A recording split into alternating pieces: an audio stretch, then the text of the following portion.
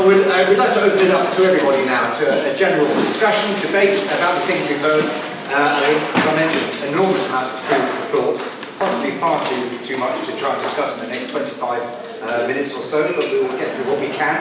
Any questions from the floor at all? Yes.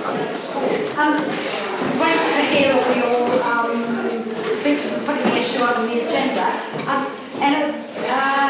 To some extent, we can also get sort of mired and like nothing changes. Or I remember, I think it was yours, Claire, talking about the pay gap and gender has actually got worse.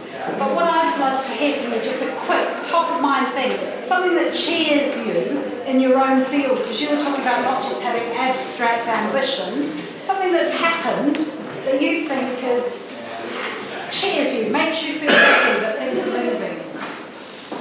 Always good to have that person who says, listen, you moan about. Give us some good news. Yeah. So if we go down the line and all four of you, some good news that you've noticed change.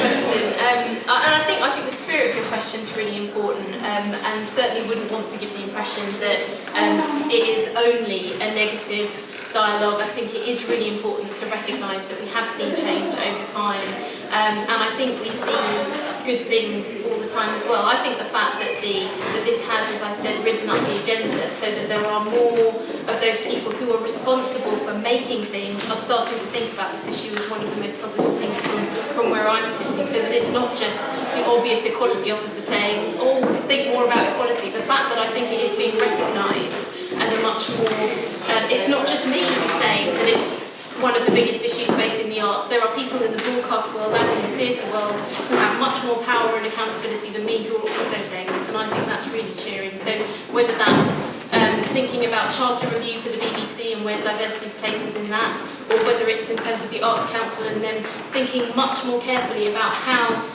who they fund and what their record is on diversity to inform who gets funded, I think is one of the most encouraging things at the moment from my point of view. That's quite hard to follow, but yeah, because that's quite strategic and that's great. I think similarly, what I've seen in the theatre sector is that there's two things. The first is relaxed performances. Again, I keep banging on about them, but they have been something I've sort of championed over the past few years. They were happening in small silos as something that people were just having a go at, which is the only way to do something really. But now the majority, in fact almost all organisations and venues have either programme one or are about to in the UK. And we're working with the British Council going to show other countries how to do it, which is great. So we're influencing the rest of the world, which is brilliant. Because in England, we can make a pound stretch 1,000,000 miles. And that's what I've seen is that, the lack of resources in the UK is now not being a barrier. The second thing is I've seen organisations stop clinging onto policy. A lot of the work I do when I sort of do auditing and access work is they say, and they get nervous because they don't have a policy. And then those who do, I'm saying, well, when did you last have a look? Who knows what it is? Nobody. And you talked about policy being alive, and there's no point if it's not a live thing. So I've seen less people concentrating on worrying about policy and more just getting on with it. Saying, do you know what, we've got a show coming in next week, let's phone the producer and see if we can do a caption show, let's do 50-50 costs. And it happens, and then it happens again. So that's, people, one or two people just going, let's get on with it, I've seen. So. I had something I was going to say. I think for me, the most exciting thing for me is the amount of people like Kirsty and like some other theatre companies that are working in the world of SEN sort of theatre. They have been so incredibly supportive and helpful and encouraging of what we're doing. People like Frozen Light Theatre who contacted me and said, we're happy to come in and have a look and see what you're doing. Kirsty herself, natural diversions, just a handful of people. There have been so many that have contacted me, and I'm just so grateful to be able to bridge that gap and work with these people who don't feel that it's a threat. That we can get so kind of patchy in theatre, like it's mine, don't stay away from it. And I really hate that, to be honest. And I personally, that's something that really makes me extremely sad about the arts. And the fact that that's not happening right now with what when I say we, but basically with include arts, is that people aren't being like that, and it's just really, really wonderful and encouraging and lovely. And thank you to those people, because I'm learning from it, and the people who are going to work with me are going to learn from it, and we're going to go off into the world and hopefully spread the best practice and knowledge that we're taking on board. So, yay for that. No, we got the funding, yay! We got the funding. I mean, we got the funding, we're going to do it. So that's a good thing, isn't it? Because we're not just sat here bitching about it, we're going to do it. And all we need is people, now we need audience. Because without audience, theatre is just like people on stage talking to themselves, isn't it? So, you know, what we really need is audiences to support this concept. And I think that's the challenge, is, you know, getting used to not hearing white noise and actually hearing voices of women and going to watch them and enjoying them, and that's it at the end. Okay. Yes. Audiences, good point. I have the absolute privilege of having an opportunity to programme professional work for people to see and take home with them and have their life changed by. And I'm fortunate that I've got a dad who's severely physically disabled, and to me that is invisible, and it's just, so in our work, I don't really differentiate from that in that way. We are in a building that's yet to be developed, so I have to be very conscious of the fact that it does have physical limitations, and we try to communicate as best we can. So what I hope I am is someone who sees it as invisible. What I fear I am, however, is a really nice person who in my head it's all right, but actually is it all right? So I have a question really, and it's how you can help me as a programmer who focuses on the experience of all of our audience, the quality of the performance that they get to see. When we have audiences with older young people with SEN who might want to make a noise, who might then be quite frightening to the 3-year-old that's sat in the space.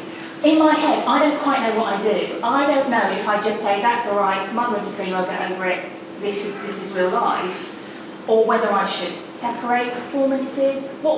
How do I deal with that? Well, balancing the needs of anybody in an auditorium is basically what you're talking about. And I can't really answer that right now, because there are so many different answers, and actually it's a portfolio of things that you need to create in order to have that not happen. What she's saying is hire her. Yeah. Can you just let me know? I think a short answer is there are things you can do. Yeah, there are things you can do to stop that happening. So things like making sure that you're clear on your policy and balancing the needs. If that guy was not disabled, the adult, would you still consider his needs to shout and talk out as important as the needs if he was disabled? You know, the area had an impairment. And I think what you need to do is have a roundtable discussion at your organisation and bash it out. But what you need to be able to do is to justify your decisions. People are really, really reluctant to be able to say, we think this, this and this, and this is how it works here. But they're not reluctant to do and say that if they've developed it with their audiences, with a group of diverse people, and they've trialled it out. This kind of links to policy a little bit. If you have proper information on your website about your space, you let people in a little bit early. There's loads of things you can do. Have photo maps so people know how to get to you. That adult who's making noises, who might be distressed, who's learning disabled, might not be distressed because of some of the things you put into place. I can't answer what you do at that moment because that's up to your policy, but there are other things that you can do. I'm not saying other things, and I won't tell you. I can send you some stuff. But I think you have cards. But to go through it now would be the training set. It's too long, and I don't want to. You can't afford it. Yeah. Shut up, Claire. Big property card? No. That is the crux of what we're talking about, but that's about societal change. And one of the reasons we have relaxed performances is I do feel that the rights of someone to be quiet are important as the rights of someone to not be quiet. You work with some people who won't agree. I've been to the theatre with my nan who can't really hear. We had a group of people with Down syndrome near us who were shouting, whose rights are more important than, So this is the kind of thing that when I worked at the Unicorn we would talk about, and we would work out strategies rather than think about, again, an abstract idea that actually complicates matters. So that's what I would suggest. I'm sorry that's a bit waffly. No, is it possible to please everybody then? In society, isn't it? Okay. This room, this would be great for somebody, and some people would have found it too hot. I couldn't get in with my buggy. you know, and I'm not being critical, I'm just being honest that you can never please everybody, but I don't know if that matters personally. But does that mean therefore that you have to create separate performances, separate occasions, and therefore you lose that kind of inclusivity that perhaps sometimes I think, yeah. I don't think relaxed performances are not saying, right, you make noise, you disabled people here, non-disabled people here. They're saying, we've thought about your needs and we think that this might be good for you. And the biggest thing about relaxed performances is they influence people to be more inclusive, because it is not for families who have disabled children, it's everybody. And then what you find is them going, God, that would have really got my nerves normally, you know, but actually I really enjoyed that. And then people start to be more inclusive. Lots of people say, oh, we should have a world community and you know everyone should just do what they want when they want. Well, you get on with that and we'll do what we're doing, because we're making change. And I'm being honest here, but we're making change next month, in 6 months. And again, abstract ambitions are not changing anything at the moment. Sorry, Jon. I'm here to sort of... And I've talked to you too much now, so... I'll come to you in a second, so I saw the lady's hand previously first. Hi, yeah, I mean, one of the positive things I would say has been the recent thing about PIPA, which is Parents in the Performing Arts, which is about raising the spectre, and it is a bit of a spectre because a number of people who hemorrhage from the entertainment industry, about childcare, about parenting, about the fact that at a certain age people just disappear because they can't maintain a career in the arts. And now that debate is happening, it's happening on many sort of quarters, and there is a kind of a pressure group starting. Equity is aware of it, Hamida knows all about that. I'm on the Council of Equity, by the way, so that will explain why I'm involved. And basically, it is something that's going to be involved in industrial negotiations. We're bringing it to the table. It's been something that nobody's ever talked about really before. We just disappear. But I think now that's really, really important. And two things that were mentioned in the thing, one of which is, and it intersects with women in particular, is age. Because again, that's another thing when women do have a break in their career, say they have children, getting back in, you know, is almost impossible, because by then there are hardly any parts anyway.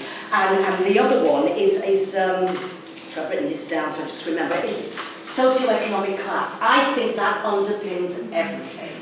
Because when you go into theatre, who you see in the audience and often on the stage means that this is not for me in all those other ways. And how often, I was the governor of the school in Bristol, and how often those children who get taken along to a theatre event don't go back because they don't feel it's for them, because they're either stuck at the back in the gods, or they don't feel the experience draws them in. And I think we have a responsibility, because at the moment it is very elite still. And the perceptions that you're battling with cross all sorts of things, but one of them is socioeconomic class. Very, very important. So how do we combat that? Yeah. We combat it in education, for a start. We combat it in our buildings, in our access to buildings, to be more open, in our pricing strategies. And I did today for some people, pay what you can. I mean, those kind of those things. And also opening up things like the youth groups, etc. Going out into outreach things, making sure that they feel they can enter the buildings. And is that kind of change, I'll come to you, Hamida, are people still very resistant to that? I'm talking about sort of the big organisations in the West End and the big theatre companies.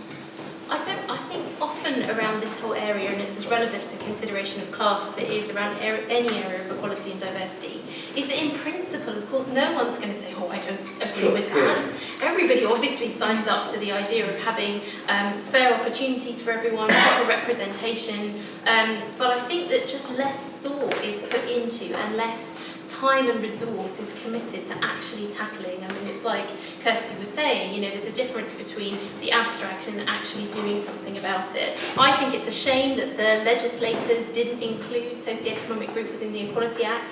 I think that's affected the extent to which we collect information. It's not the easiest. I mean, obviously I'm the bureaucrat because I'm talking about law and ticking boxes, but these things are important because when you've got that evidence, that can then inform where resources are put, because then you show massive gaps, and as a result, you know, people are left with no choice but to tackle something. And I think it's just a shame that there isn't more pressure from that perspective, because maybe people would then be forced to address something that we know we should be. And I think often in this area, there's often for large organisations just the more urgent. It doesn't mean that diversity is not important to them, but it's just not the most urgent thing on their mind. And as a result, it always tends to, from my point of view, having done this work, not just in this environment, but lots of other environments, it just tends to kind of sink to the bottom of the to-do list. And that's what I think one's always struggling with, is to try and get those people who are at the tops of organisations for it to be next on their to-do list and not something that tends to... But it also comes down to commissioning as well. I think the nepotism is so high at the top end, is that they keep everything how they want it to be. And so they don't want to commission new things, and they don't want to take commercial risks, because money is important, so they've got to break even, they've got to keep the theatre alive. They're talking to their regular theatre-going audiences, which are a churn. So what they're doing is they're keeping the cycle going until it eventually dies, and then they'll have a crisis, and then they'll go, right, let's bring in the youth! And then the youth will be so busy watching YouTube, they'll be like, why do, is it on YouTube? The gap is widening, because at the top end, they don't want to commission people like me, and I'm middle-aged, I'm too outspoken and... But are they not commissioning because it's just too difficult to turn the juggernaut around, or it's too expensive? Well, they don't want to. They don't want the change. They're not commissioning because they don't want change. People don't like change. They fear change. They don't want it to change. Not to interrupt, just wanted to kind of grab on to what Claire was saying about crisis point. I think that's really true. I think sometimes, too often we've seen, haven't we, in other examples of our public sector, it's when the worst things happen that something's then done about it. Somebody has to die in incredibly tragic circumstances for a whole sector of services to look at the mechanics of what they do to improve it. And I know that from the perspective of my organisation, Equity, our members are often very understandably not reluctant, hesitant to take cases about their own experience, because of course they're concerned that that's going to have an impact on their prospects in their career. So as a result, it feels like sometimes the employers can kind of get away with it, if you like, because who's going to challenge them? And I think unless sometimes people are forced to engage with this, maybe there's always going to be something else, that again, that it's seen as the abstract and distinct from, parallel to that day's agenda, that commissioning decision, etc. It will become commercial imperative. It will become when the dinosaurs have died and they stop funding the theatres. But it'll be too late then, because the audience will have gone and theatre will die. And I can see it now. I've got children that are YouTube, like they're mainlined into YouTube, and just taking them into live performances is interesting. Just watching them respond to it is interesting. What does it mean? My son's very fidgety. Like, he was like rolling around the floor at one point in this. It was a bad choice of play, but it's connecting them to theatre. It comes down to commissioning. But the old people at the top, they don't Twitter. We don't Twitter. You don't even know what Periscope is. I'm so sorry. They're giving me feedback, come on. No, but that's the whole thing, is they don't want Facebook, they don't want Twitter. I'm not technical, I don't do technology. I don't do modern, people like say the C word in the theatre. I can't say that. Don't do that. Not in Bath. No, not in Bath, darling, no. I'm going to come to this gentleman. I just wanted to give a note of appreciation for something that Kirsty said, actually, which I think is potentially quite powerful. You didn't draw attention to it. I don't know if I'm ignorant in the room, but you used the term disabled as a verb between people, rather than as a noun applied to people, which you use the term claim for. And I just actually think that's very, very powerful. It's quite similar to realising that meaning isn't in words, it's in the mind of the person that's listening. And that is which is something I am aware of, but that was something that actually is quite impactful, I think. Well, thank you, and I tried to follow the social model. That's why I tried. So the social model informs my language, and as a person, sometimes you say different things. And when I'm working in different organisations, sometimes people ask me to say people with disabilities because they may be a disabled person who says I want the person first. But for me, as a person, the journey that I've gone on, oh God. I told you I've been in America, didn't I? I think it's important to do that, because again, as I said, we are disabling people, they have impairments. Well, I've done quite a bit of work in accessibility for the web, and to use it in that way, who are we disabling with this website? It's very strong. I thought it was really interesting actually. There's a couple of things that have gone around, but it's about the bums on seats and everything else. It's about the route into theatre. And those of you who know theatre in Bath, Theatre Royal, bless them, they have commissioned work, very grateful. But if it wasn't for Peter Bowles and Felicity Kendall and so on, we'd have a real problem. When they die, and their fan base in Bath dies, Theatre Royal's model will have to change. And the thing is that those audiences, and I'm being very generalist, of course that's not all they do, but those audiences are people who got to know those actors and that style of theatre and comedy 30, 40 years ago. They have a very safe and secure route into the theatre. And what you were saying about then creating the picture map and whatever, to say that by the time I get to the theatre, I know I'm going to feel comfortable. My child, he's 4. You know, and has been, you know, as a bump in rehearsals, and he's been to see Alison and stuff, and he's going, when are we going to go to see Alison's next show? Just plug, it's going to be that good. But it's that whole thing about, you know, he, because his mum is a writer, has a safe and comfortable stepping stone route. That's all we have to do for every sort of audience, and that whole thing about the guys at the top dying, for goodness sake, I think this is a really serious business threat to the Theatre Royal. You know, they have a restaurant, make a love, or a nightclub. But this is, that would be next. But I mean, but this is a really serious point about the, you know, famous actors and so on, and writers, and actually widening that base because of risk.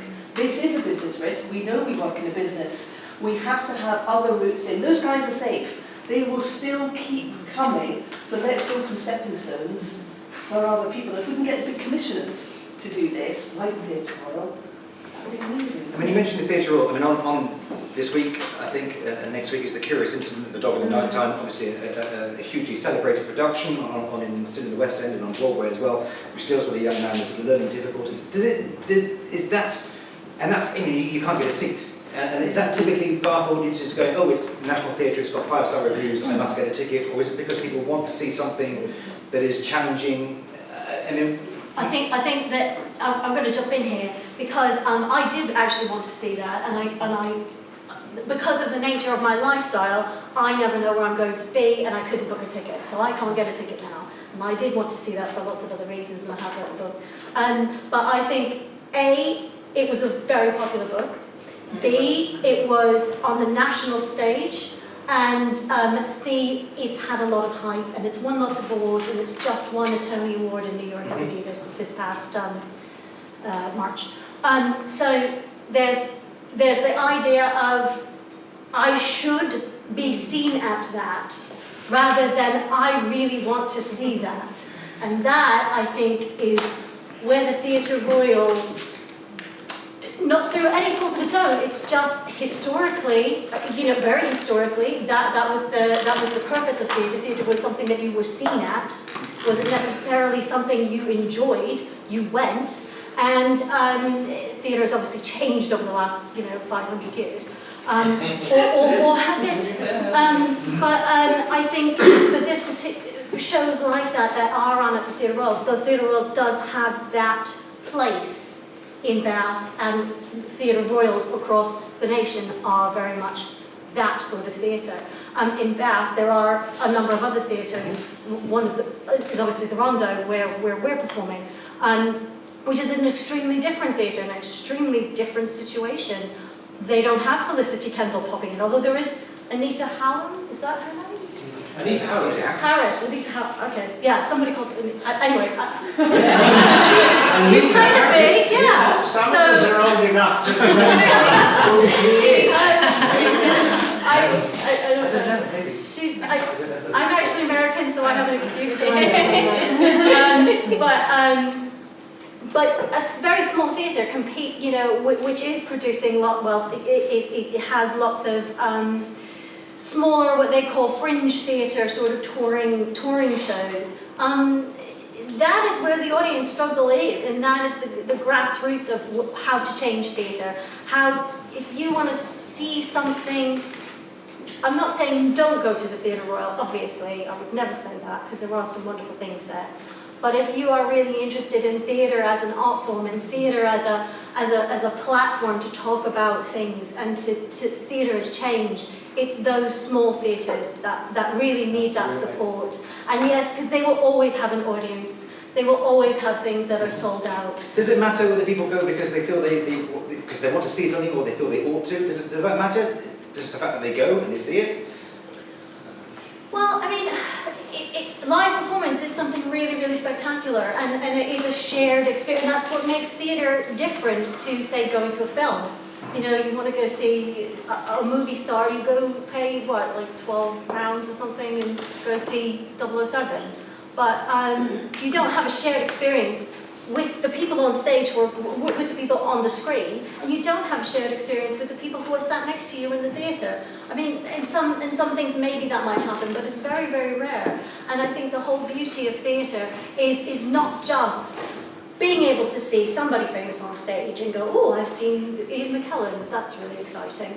But you've seen Ian McKellen with other people in a role that is, you know, whatever that is, you've had that experience, and everyone around you has had that experience, and you will really remember that forever, because there's... Yes, sorry. I think no, because it's none of your business.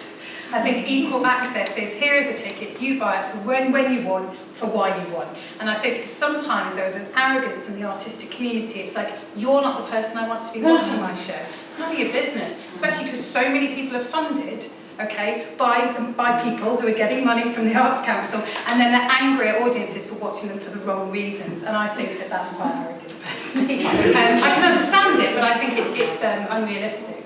It's not often held by Arts Council people. I'm on the Fringe Committee at the Fringe Festival, and they ask you questions like, what audience are you aiming at? And my stance has been exactly yours all my life involved in performing. What's the audience you're aiming at? Whoever turns up. Perfect. I just think, what is this? You know, it's not social engineering, it's theatre.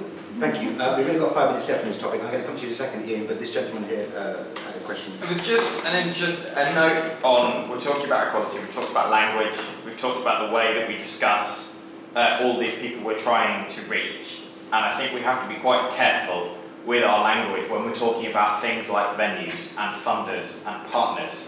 Because if we consign, you know, we talk about the they, as if the people in power in theatre are somehow not on our side. You know, venues are under as big threats as independent artists. The subsidised venues in the Southwest do a phenomenal, you know, we talk about Theatre Royal, the Egg is one of the biggest commissioning partners in the region. You know, they've just funded lots of work for early years in really new ways. Bristol Vic foments work of local artists and seeks very, very actively to put more diverse artists through that process. And so to make them the bad guys is doing, I think, our argument a disservice. So I think we need to, and I'm not saying that's just in the same way that we think about how we talk about someone being disabled or us disabling someone, I think let's take a similar sort of approach of sensitivity to how we consider who are the good and bad guys here, because we're sort of all trying to do the same thing. Okay. I wouldn't exist if it wasn't for venues once, you know, my company wouldn't exist if it wasn't for venues, because they're the ones with money sometimes, not much, but a little bit more, and they're the ones who bring people like me in to make a difference. I agree with you. But I think sometimes it does feel that there's a difficulty in the self-employed, peripatetic community, that they do a lot for free, and sometimes there is a resentment towards salaried people who don't often do a lot with the resources that they have. That's just what I hear on the town. Thank you. Yeah, I was just coming back to the point about audiences, and I think one of the interesting things about, for instance, Dog in the Night Time, or whatever's going on, Theatre Royal, Felicity Kendall in Oscar Wilde or whatever, is that what you're able to sell audiences is certainty. You know that Dog in the Night Time has got a history of big reviews again, you know, behind it. You know that Felicity Kendall and Oscar Wilde, you know what you're going to get. And I think this is the problem that smaller companies and theatres are facing, and often they're putting new work out there, which is an uncertain sell in a time when people want to know what they're getting for their money, which makes it even more difficult for theatres and companies that are attempting to make things more diverse, because people see it as something new, and of course, you know, it shouldn't be seen as something new, but seen as something different, seen as something that the strange people over there are doing, who do new writing and do divesting. So I think that's one thing we've got to get across, is that it is, when we do this stuff, it is for everyone and not just for a select audience. And I think that's the hard barrier, is kind of inviting everybody in and saying, look, it might not be as certain as a production that's been international for 10 years and has got 8 million stars in reviews. It might not be as certain as Noel Coward with whoever in it, but give it a go and encouraging people to take risks, and that's what we've got to do for everybody. I also think it's got to be about how you foster talent as well, though, because these brands, Kirsty, Kendall, etc., they've grown over decades of exposure on national platforms, but people don't receive information in the way that they did 30 years ago. We don't have more 5 channels or 3 channels, and we don't watch we're not universally watching the same programme at 7 o'clock. Audience is changing. So I think one of the opportunities for theatre really is to look at platforms like YouTube and build their own brands through their own talent, and take someone and say, look, this is new talent here, and we're going to support that, and we're going to drip feed that talent to you over a couple of years, and we're going to grow you with that talent. We believe in this talent, and you've got to foster your own brands within the theatre community. And I think that's the opportunity for you, is okay, recognise that you have a platform which gives you recognised stars that bring in your names, so your Noel Cowards and your Tom Contes and all these people that bring in the grey pound. But look at how do you build up your own brands, launch that new talent, bring the new talent to the audience, and bring them in different ways. Like, don't put the cost of bringing the audience into the auditorium. Put them on your stage, which you have, fill them on YouTube, make them do something good, and put that on your YouTube channel, and get people, your audience, to say, do you like this talent? Click like if you like this talent, or engage with your audience. And it doesn't have to be as expensive. You've got the resources, you've got the audio-visual equipment, you've got the platform, you've got social media, you've got an opportunity to reach out to people that aren't there. You can still look after your grey pound, and you can look at building and fostering your own wealth of talent within your community. Or what I'm saying is that there are many different ways to skin this cat. It doesn't have to be done how it's been done before. And that's. Yeah. Did you want to make a final comment? I just wanted to come in response to both your question and indeed yours. I think there are lots of examples. I've heard artistic directors from the West Yorkshire Playhouse and the Bolton Octagon talking about the strategies they put in place to balance those realities of audiences needing to be attracted by things that they're familiar with and things that they know, but how those artistic directors will balance that with, they'll have a proportion of that in their programme for that particular year, but they'll also work into their year the new work, because otherwise, if we don't do that, we simply reinforce the patterns of inequality that we've talked about. That if we only did things that we know in the older kind of canon, if it were, as it were, we'll see fewer examples of work written by women, for example. So how important it is for that strategically to be planned. And I accept your point in terms of we need to be working with everyone in the industry, absolutely. But I think we also need to recognise that those who are in those creative roles have a level of accountability. That's not a bad thing. It's just that's a reality. And I think those creative leaders, are big enough to kind of take responsibility for the decisions that they take. Absolutely, not challenging that. But it's just important, I think, that accountability exists, and there's the ability to ask some questions about why you chose these programmes rather than that, why you cast those people rather than those. And I think that's the conversation I think that's important to be had, absolutely together and in collaboration, but just making space for those conversations. Okay, thank you so much. We are out of time, I'm afraid, on this topic. We have run a little bit over. Would you please thank the panel?